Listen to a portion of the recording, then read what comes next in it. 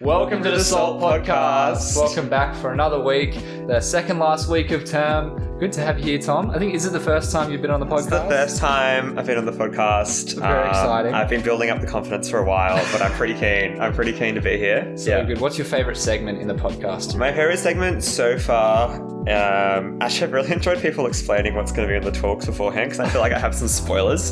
But it's a very safe answer. To be like less nerdy, I do like the riddles. A bit of a Riddler fan from like Batman, so yeah. Oh, nice. Yeah. A bit of a different type of riddle there. Yeah. A bit darker. Probably won't do those type of riddles. Yeah, it depends which version of Batman you're going for. Current Batman, a bit too edgy these days. Yeah. But we do have a good riddle for you. Oh, great. I'm keen. We'll have a little bit later. Really keen. But first, we're going to do a guess who, as always. Yeah, this is what I'm stressed about. Yeah. Now, the worst we've had so far was Andrew with 15 questions. What is the Bible? Yep. Definitely. Yeah, that one. Yep. And the best was last week. Josh did it in 7. 7. So I think you'd do very well to beat Josh. Okay. 7.5 technically, but he likes to think 7. You have 20 questions. What's your first question? Are they in the New Testament? Yes. Did they meet Jesus before he died? Yes. Are they one of the 12 disciples? No. Are they female? No. Were they related to Jesus? No. You're off to a strong start. First two narrowed it down a reasonable amount, but actually pretty much everyone knows Jesus in the New Testament, so yeah. Oh, okay. I don't know if I'm going to catch Josh, but I just have to make sure I get to Andrew, I suppose. Did Jesus perform a miracle related to this person? No. Were they pro-Jesus? No. Okay. Were they Jewish? No. Pilate? No. Herod? No. I shouldn't just ask individual people. Were they in a position of authority? Yes. This is not... You know who they are for sure. I definitely it's know who not they are. Impossible. It's not super hard, but it's probably a little bit harder than they have been. Were they Roman? Yes. I think. No confidence. Not no like confidence. a Roman soldier? No. Were they involved in... Sorry, there's a hint I want to give you so bad, but... Were they involved in when Jesus went to the cross? Yes. All right. There you go, getting a bit warmer. So I know that Jesus saw... I don't know who it was. Are they like a king? No. Oh. Are they like a king or are they a king? They like a king. So not necessarily Not necessarily like king, but like, that kind of like emperor king vibe, It's that kind of vibe, Yeah. Yeah. So no? Yeah, no, yeah. So they are that kind of vibe. Yeah. Like the vibe of the king, not necessarily. Like they're not a king. I'll give you that. I'm so sorry for bagging you earlier, Andrew. I think I'm now at 15. Like the governor person or whoever it was. The governor person. I don't know who this person is. I'll give you a hint. Do you like Shakespeare, Tom? No. Caesar? Okay. Yeah! Caesar Augustus? No. Caesar, the other one? Oh dear. The other Caesar. The other Caesar? Yeah, I shouldn't have said well anything. Done. We'll just take that L. We'll take that L, guys. Julius Caesar. Julius Caesar. Yeah. Is Julius Caesar in the Bible? I'm pretty sure... Wait. Wild. Yeah, no, it could be. I thought Julius Caesar was the one that sent Jesus to the cross. Okay, so we're just doing this little recording again. Turns out that I was wrong in a couple of ways today. Julius Caesar is not the Caesar that's in the Bible. That's Shakespeare. I got that wrong, number 1. Wrong, number 2, Caesar Augustus had nothing to do with Jesus' death. Not like directly. Yeah, I was thinking of Pilate. Yeah. So I got that very wrong. anyway, well done anyway, from the fact that like I gave you the wrong person and misleading answers to questions, and I'm pretty sure you told me at one point, do you like Shakespeare? Yeah, I did. Caesar? And I was like, that's the only way I got Caesar. So, oh well, we had fun. I need to work on my biblical general knowledge, I guess. We both do. Particularly before I just give you a guess who. Anyway, enjoy the rest of the podcast. That's right. We'll have you back sometime. Yeah, thanks. That's a good idea. Well, actually, you can redeem yourself with the riddle a bit later. That sounds good. That sounds good. And if I don't, I'll be really worried. But I think I'm the person who wants to move on to the next segment after that catastrophe. And what I know is, we look at the Bible now. Is that right? That's right. So what are we going to do today, Josh? Because sometimes you get someone who's doing the talk this Friday, but you're actually doing the talk for at least the guys this Friday. Surprise, yeah. I'm doing the talk and Kate will be talking to the girls. We're going to be looking at Romans chapter 12, verse 1 to 2. So, Tom, would you be able to read this out for us? I'd love to read that. So, Romans 12, 1 to 2. Therefore, I urge you, brothers and sisters, in view of God's mercy, to offer your bodies as a living sacrifice, holy and pleasing to God. This is your true and proper worship. Do not conform to the pattern of this world, but be transformed by the renewing of your minds. Then you will be able to test and approve what God's will is, his good, pleasing, and perfect will. Thank you. Do you have any questions that come from that? I do, Josh, because I feel like I've read this before. At the beginning there, it's saying, therefore, in view of God's mercy. So I feel like we're missing some context of what's going on before this passage.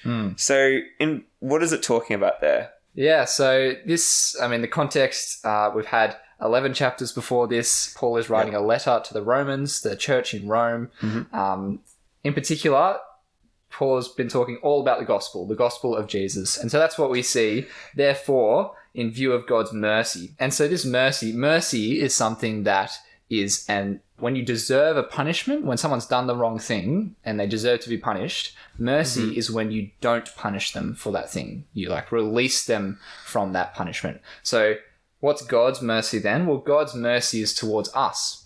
We are people who have sinned, who have turned away from God, who've lived our own way, and we've broken our relationship with God. And that means that we deserve punishment. We deserve God's judgment in hell. But what Paul has been talking about here for ages in Romans is that God is a merciful God. He doesn't punish us for what we deserve, but not because he just lets us free from the punishment we deserve freely, because that'd be unjust. That wouldn't be right. If you let a murderer free and just said, it's all right, just don't do it again, that wouldn't be right, would it? No. So in the same way, God doesn't just free us instantly from the punishment we deserve, but rather God is merciful in sending Jesus. Jesus takes the punishment for us. That punishment that we deserved. He lived the perfect sinless life so that he could take that punishment. And that means that God can be merciful to us. He can relent from punishing us, and he punished Jesus instead. All right. Okay. So I'm looking at the passage and it says, because of that, kindness and not giving us that punishment, what Paul's calling us to do is to offer our bodies as a living sacrifice. Now, to me, sacrifices are things you kill an animal or, you get rid of something. How do you offer yourself as a living sacrifice? Well, what you do is you go to church during the week. You build an altar, you set it on fire, and you go stand in it, and you burn alive as a living sacrifice to God. That is what God is calling us to do. But that would kill you, wouldn't it? Yeah, no, I'm kidding. That's not it. No, okay. But that's the kind of thing that happened back in the Old Testament, not to people, but to animals. Yeah. You had to take this punishment for the sin of the people. Now, instead, Jesus has taken that punishment for us. Now, in light of that, in light of God acting first and saving us, we are to give ourselves, not literally as a burning or killed sacrifice, but our entire lives. That's what the use of body is used here to describe our entire lives as a sacrifice to God. That we would be living in a way that is for God and not for ourselves, sacrificing the things that we might really love and we might really enjoy, so that we can live the way God wants us to live, which is living under his commands, which is sharing this good news about Jesus. That's what that means, to be a living sacrifice. And it's quite strong imagery, isn't it? It is strong, yeah, because, completely giving yourself over or giving your whole life over is a strong thing. Exactly. It makes sense that he uses that sacrifice, Yeah. but and this is something that's pleasing to God. It says holy and pleasing to God. Holy being something that's set apart and pleasing to God because living for God pleases him. Okay. I have one more question. Is that all right? Yeah. So then we get into verse 2. It tells us that we need to not conform to the pattern of this world. And I can find it kind of easy to go along with what's going on with the world because, then I just fit in. But why would I not just go along with what the world's told me to do? What's wrong with that? Yeah. Well, yeah, this image of conforming is kind of like, I don't know, if you had some Play-Doh and you like squished it in your hands, the Play-Doh conforms to the shape that's inside your hands. Like it was a shape before, some sort of shape, and then you squeeze it and conform it into a different shape. No. Now, for us, if we were to be a living sacrifice, to be living pleasing to God, we would be kind of a different shape. We'd look different to the rest of the world, different to the way that other people live. Yeah. And so what God is saying here is not to conform, not to look exactly the same way that other people live. So instead of conforming, we're to be transformed, and particularly our minds to be transformed and to be renewed. Renewing being something that's like made new. And so the old ways that we would live, the sinful ways we've talked plenty about before, those things are put aside and our minds are made new. Our affections are made new. The things we look forward to are made new. The things we desire are made new because they're made new in a way that aligns with what God says rather than just what we say and with what the world says. If our minds are in the right place, in a place that aligns with God's word, then our bodies will act accordingly. If we desire good godly things, we'll do good godly things. And so that's what it's talking about for us to do instead of to conform to the ways of the world. Okay. Yeah, so that's a bit of a snapshot of some of the things we'll be hearing about on Friday. There's a fair bit to take in. Yeah. We'll get to spend even more time on it on Friday. I'm keen for Friday now. Yeah. I can listen to you do the whole talk on Friday. I'm keen for that. I'm keen to give it, I think. Yeah. No, I think I am keen. I'm excited. Yeah. Well, also on Friday, we have riddles. We do love our riddles. riddles. Are good fun. Yeah. Now, before you find out what the Friday challenge riddle is, I'm going to give Tom a riddle. Let's go. The riddle is, where does Friday come before Thursday? Where does Friday come before Thursday? In the dictionary? Yeah, you got that so much faster than I thought you would. I thought that was a hard one.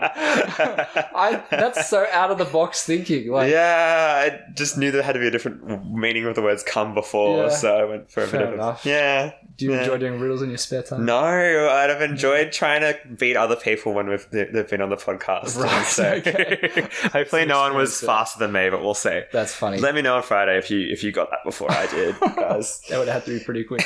Now, Tom, you have a riddle for them. Oh yeah, I have actually. And it's a little difficult, but if you come up to me after 7:20, first person after 7:20 on Friday, you get a big box of favourites, so it's worth figuring out.